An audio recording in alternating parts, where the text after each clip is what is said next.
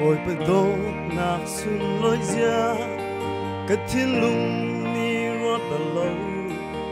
hết lúc in ni xoar mi lê đồn ọc lạc lâu mi nam hân mi cha lê mi tinh mi phê mi thiang him băng a căn châu là a chung al sinh sinh am hui tục bồi bồi bận đốt nạc xuân lối ra cất thiên lung ni rót bờ lâu hết lúc in ni xoar mi lê đồn ọc lạc lâu mi nam hân mi cha lê mi tinh mi phê mi thiang him băng a căn châu là a chung al sinh sinh am hui tục bồi ba cần bầu tục mô cấp bồi ba cần bầu chân cấp bồi ba cần du tục mô cấp bồi ba cần thăng chất cấp bồi ba nang ma he ti peng le na cha anun peng ka du nang ma he chân lâu dung ra ka du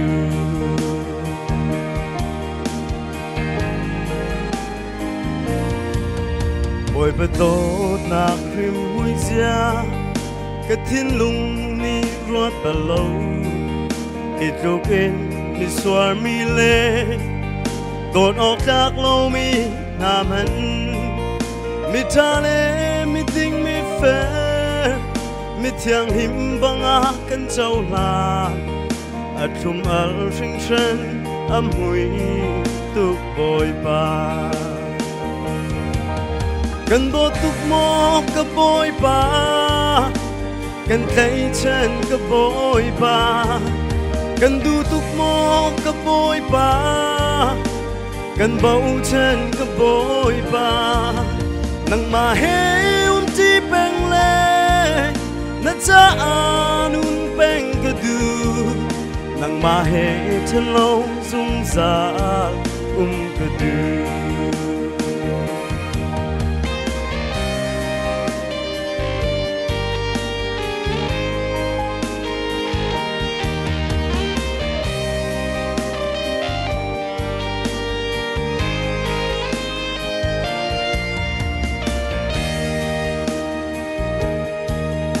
ôi bờ tốt nạc rim hui ra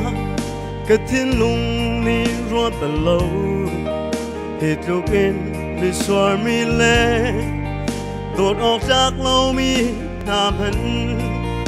mi cha lê mi tinh mi phê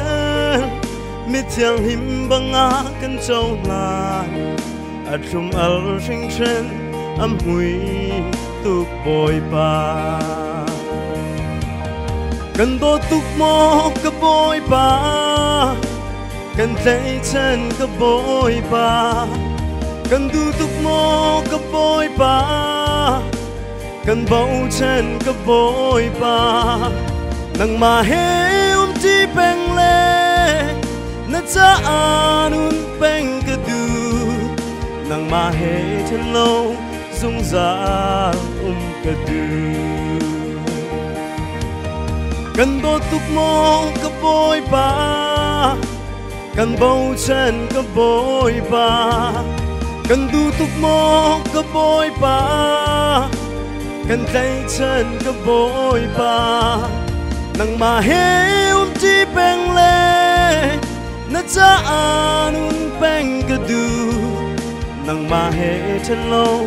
dung ra ka du nang ma he chân lâu dung ra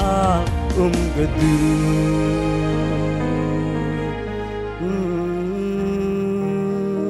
bởi ba đi xung quanh lặng cho cuộc xe